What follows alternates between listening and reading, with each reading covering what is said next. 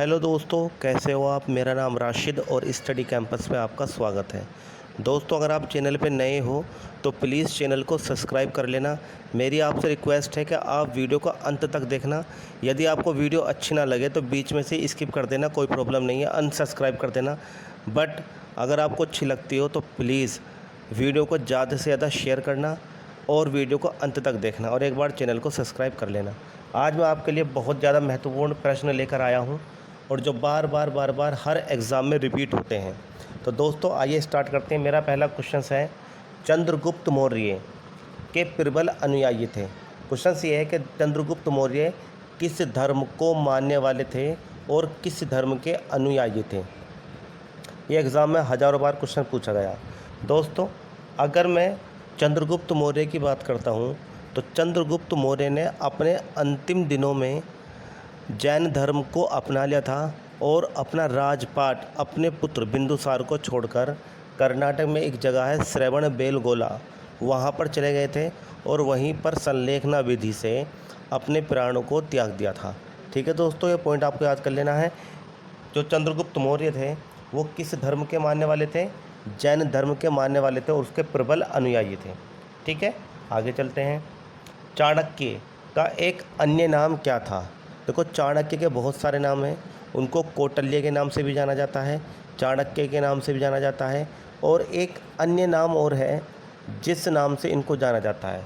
ठीक है, विष्णुगुप्त के नाम से भी इनको जाना जाता है। तो सही आंसर क्या होगा इनका? विष्णुगुप्त। ठीक है, चाणक्य का एक अन्य नाम और क्या था? विष्णुगुप्त। बहुत ज़्यादा महत्वपूर्ण है। और मगध साम्राज्य पर मौर्य साम्राज्य को स्थापित करने का श्रेय भी किसको दिया जाता है? चाणक्य को दिया जाता है, क्योंकि इन्होंने ही चंद्रगुप्त मौर्य को राजा बनाया था। किस वंश ने मौर्य वंश की जगह ली? अब देखो, तीन सबसे महत्वपूर्ण शासक हुए मौर्य वंश में।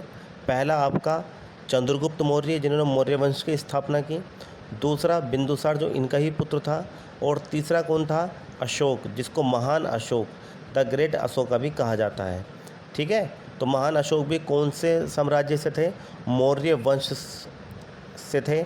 और जो अंतिम शासक था मौर्य वंश का, यूपी पुलिस 2019 में 18 में क्वेश्चन पूछा जा चुका है। मौर्य वंश का अंतिम शासक था बृहद्रथ। कौन था?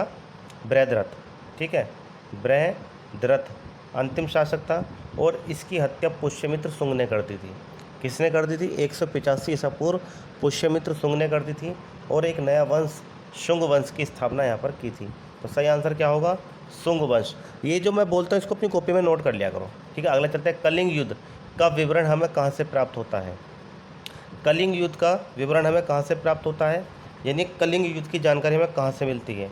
प्रथम लघु शिलालेख द्वारा, हेनसांग के विवरण द्वारा, रमनदेई स्तंभ लेख द्वारा या 13वें शिलालेख द्वारा? तो अपना आंसर अपने मन में सोच लो। सही आंसर क्या है? 13वें शिलालेख के द्वारा हमें कलिंग के युद्ध के बारे में जानकारी मिलती है। ठीक है, यूनानी लेखक जस्टिन द्वारा किसे सेंड्रोकोट्स कहा गया था? किसे सेंड्रोकोट्स कहा गया था दोस्तों? जल्दी बताओ। ठीक है, एंड्रोकोट्स और सेंड्रोकोट्स ये एक ही राजा के दो नाम थे। ठीक है, और दोनों को अलग अलग लेखकों ने द्वारा कहा गया था। जैसे यूनानी लेखक थे जस्टिन ने किसे सेंड्रोकोट्स कहा? तो ध्यान रखना, चंद्रगुप्त मौर्य को। किसको कहा? चंद्रगुप्त मौर्य को सेंड्रोकोट्स कहा। तो पॉइंट आप याद कर लेना, नोट कर लेना, रट लेना। कौटिल्य के अर्थशास्त्र में किस पहलू पर प्रकाश डाला गया है?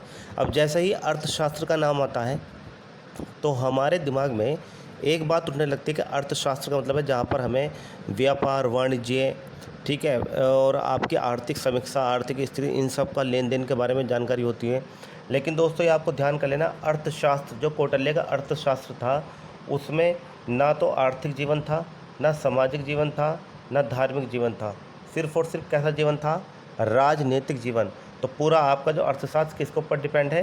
राजनीतिक जीवन पर। ठीक है, इसमें चंद्रगुप्त मौर्य के साम्राज्य को विस्तार पूर्वक समझाया गया है। ठीक है, निम्नलिखित अभिलेखों में से किसमें अशोक का नामो उल्लेख होता है? यानी कि अशोक के जो अन्य नाम थे, ठीक है, उन अन्य नामों का जो उल्लेख मिलता है वो किस अभिलेख से मिलता है? ठीक है, ये पॉइंट बहुत ज़्यादा महत्वपूर्ण है। तो इसका सही आंसर है गुर्जरा अभिलेख से। किससे मिलता है? गुर्जरा अभिलेख से। आपकी नॉलेज के लिए एक चीज़ और बता दूं, बौद्ध ग्रंथ हैं, एक दीपवंश और एक महावंश है। दोनों श्रीलंका के साहित्यिक स्रोत हैं बौद्ध धर्म के। और इसमें अशोक के बारे में ये बताया गया है कि जब इसने अपना राज्याभिषेक किया था तो उससे पहले अपने 99 भाइयों की हत्या की थी। कितने भाइयों की? 99 भाइयों की हत्या की थी। ठीक है, तो वो किससे पता चलता है? ये आपका दीपवंश और महावंश। कलिंग युद्ध किस वर्ष लड़ा गया था?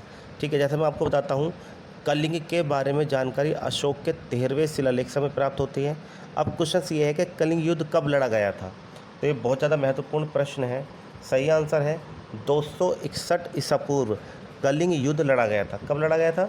261 ईसा पूर्व कलिंग युद्ध लड़ा गया था। तो ये पॉइंट आप याद कर लोगे।